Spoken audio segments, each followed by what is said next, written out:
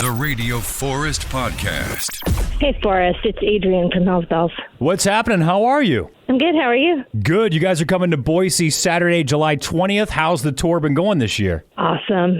You know, back out, back home, back out, back home. New places and new faces and old friends and old fans and fans that have come like 10 times in a row and new fans and little kids, and it's been very good. Did you guys get a new guitarist since the last time you were here that also is in an Aerosmith cover band? She is job sharing. She's doing all the traveling. Her name's Aisha El-Nadawi, and yep, she does play in an Aerosmith cover band, and she also does her own music called Aisha. Yeah, she sings and she plays guitar, and she's kicking ass on Malcolm.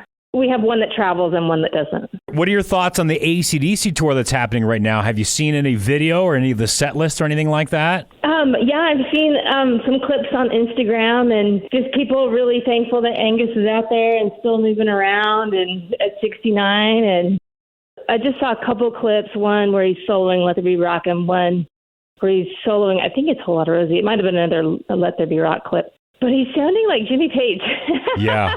Back in the day, you know what I mean? I think it's bitterly sweet because he's never looked older, so that part made me feel kind of like sad, like, man, it sucks seeing your idols get old. But I'm like, he was old in like the 90s, like when Razor's Edge came out, they had already been the band that they were, and I'm like, that was like 20, 30 years ago. Yeah. Well, I guess if they're, because he was probably, he's 20 years older than I am.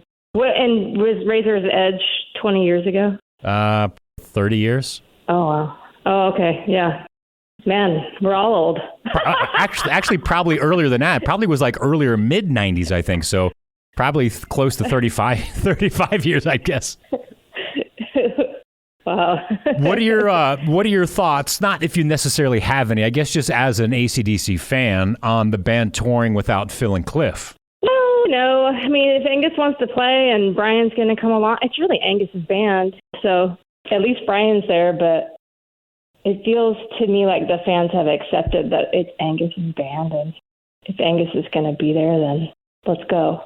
Have you heard of any reason why Phil's not there? I haven't read anything or heard anything. Have you any fan rumors or anything like that on what happened? Because we know he had some pretty serious, I guess I'll say legal issues quite a few years back, but I haven't heard anything since then. I haven't heard anything since then, but I assume it's a drug issue and drug addiction issue and an ability to function and work with other people coherently.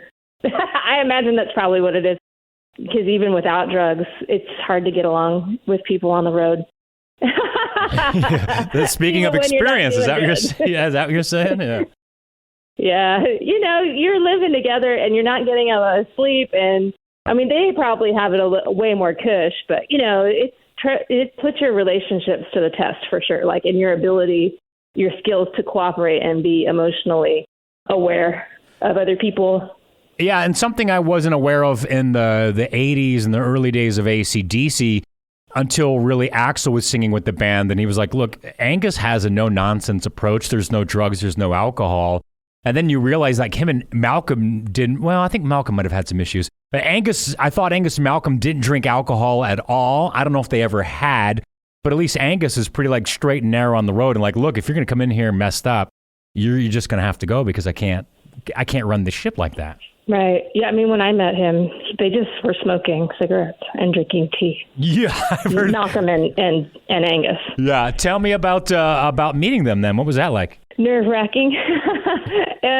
Starstruck. Wow, it's a real thing. I just went completely speechless when first we met Brian, and I just went speechless. And then, so when they took us up to meet Malcolm and Angus, I prepared myself. I'm like, you have to not go speechless. So I wanted to ask them about the Back in Black album, but I'm like, no, everybody asked them about that. Don't ask them that. So I asked them about the new release at the time, Black Ice, and Angus was really nice, and he would ask me questions, and he seemed interested to an extent.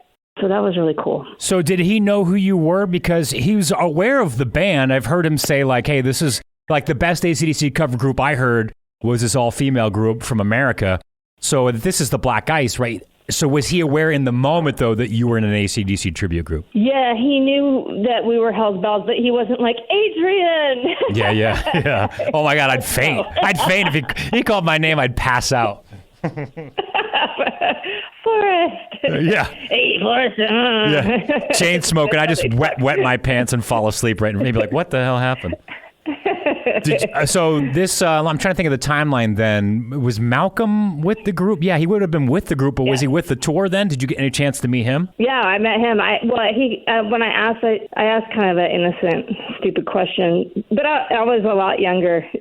Yeah. And he thought it was kind of a ridiculous question because he giggled and everything. But Angus was like, oh, I think it was, kind of played along with my innocence. And he was there, and he really hit it off with the other rhythm guitarist at the time.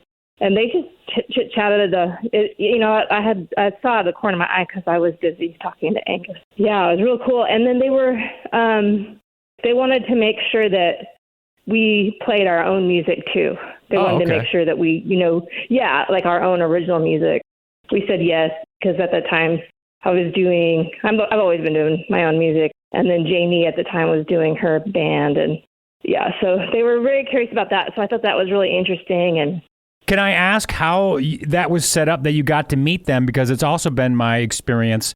I did miss meeting them one time by like 2 weeks. I started a new job at a new radio station. They did a meet and greet. But since then, it's never been an option. And I know when they played, what was that show out in Power Trip or whatever that concert festival was, nobody was to go backstage. And I think like Dee Snider snuck backstage. But they had like signs and they had guards. And so they don't really do the standard meet and greets as much or at all anymore. So, I mean, I saw the Black Ice tour. And I don't think there was meet and greets at that time either. So can I ask how that happened for you? Yeah, we had a friend named Wade, and back when Stiff Upper Lip came out, he actually introduced Hell's Bells to AC/DC. At that time, there were not tribute bands, so it was a pretty novel thing. And they loved it right away. They wanted Hell's Bells to go on tour with AC/DC and open. I don't know how that would work, but I know it's crazy. Anyway, he got that year they were running a charity, and the highest bidder would get a private lesson with Angus Young. And so he was the highest bidder, and he met Angus, and then during that lesson he introduced Hell's Bells and showed them video, I think, and we met Brian in the Black Ice tour. Brian was having a meet and greet, and the guy from one of the band members from Yes was there to meet because they lived in Seattle, and so his wife was there. I'm not sure which musician it was, but anyway, very interesting. It was weird because it was just so uncomfortable because it was some contest winners, I think, and we were just kind of all awkward, and then Brian came in, and then he was just like lit up the room, and he was just, totally ready to be like, how you doing? And just kind of running the whole show. It takes a lot of energy to do a meet and greet, really. I imagine Brian is loud, over the top, and super bubbly. Like, I don't think he could sneak into a room. Is that accurate? Correct. Yeah. Yes, correct. And not because of the singing. It just seems like his personality is very like bubbly and talking and laughing and just jovial. Yeah, and he makes you feel very comfortable. What kind of list would you like to see them set up live? I was thinking about some of my favorite songs I'd like to see them do. I think like Hail Caesar, Ride On, Big Gun, Safe in New York City, and Jailbreaker, stuff that I'd like to see them do. It's not necessarily the radio hits. Do you have any fan favorites of yours that maybe you don't necessarily get to play all the time because they're not the big 15? Or is there any like hidden gems of AC/DC you'd throw in, or that you have thrown in, I guess? I would be very interested to see in order the first side of Powerage, the Rock and Roll Damnation, and then Into Down Payment Blues. I'm going off memory here. Sorry. No, yeah, that's a. I love Rock and Roll Damnation. We were playing that and we recorded it, but the fans. I think because on our level, there's a lot of hardcore AC/DC fans, but there's also people just having wanting a good night.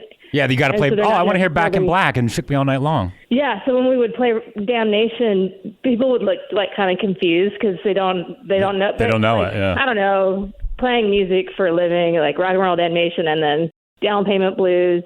Those are they hit home in my heart, in my soul. So can I ask why the album Powerage? That's kind of an older one. Is that one that you like gravitated towards early, or just through playing this music so often you find his playing on that a little bit different? Because I think his playing is actually quite a bit different on those early albums in a good way. Oh yeah, it's more blues. It's more the lyrics. I don't know, and the rhythm section too. Yeah, man, it's not one thing. It's the package. I don't know. There's also like kind of the cool breakdown of at the end of Down Payment Blues, and I can't think of the other songs. I want to pull out the record. I can look it up right here while you're talking. I'll look it up. Yeah, it's the whole first side, like as if it was still a vinyl split. Because we were. I think because a lot of the lyrics have to do with playing music and not making a lot of money, but like how Bond says, I know I ain't doing much, but doing nothing means a lot to me. I love that lyric. Rock and Roll Damnation, Give Me a Bullet, Down Payment Blues, Gone Shootin', Riff Raff, and then side 2. I forgot. I would add this one, Sin City. I love that song. Up to My Neck. Oh, yeah. I love it. What's Up to My Neck and You? People request that a lot. They request that one a lot? Yes. They request. And it's currently not in the running set, but that one gets requested almost every show, it seems like. Yeah, I like that lately. one. I like that one and Ride On because they don't sound like your typical AC/DC songs. Like, to a non-AC/DC fan, they probably do, but to me, they sound so different. I just enjoy them so much. Yeah, we're playing Ride On right now. That's in the rotation. Oh, no way. I love it. That's awesome. It's like, yeah, me and the singer love that song.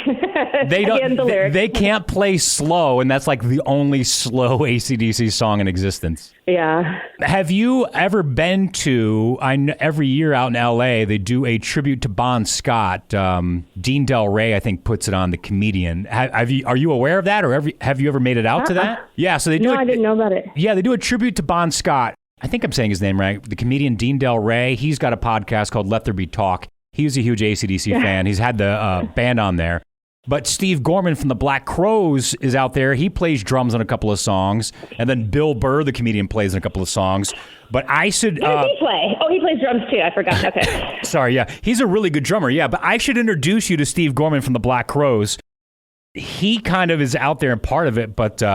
boy, you ladies would fit right in. So they get up and they have like revolving musicians. They'll get up and each do a couple of sets, but it's only Bon Scott era stuff, and it's quite the star-studded event. Oh, that's cool. Yeah, I'll send you the details or something like that. But well, Adrian from Hell's Bells, she is the Angus of the group. Saturday, July 20th, back in Boise, Idaho, at the Knitting Factory.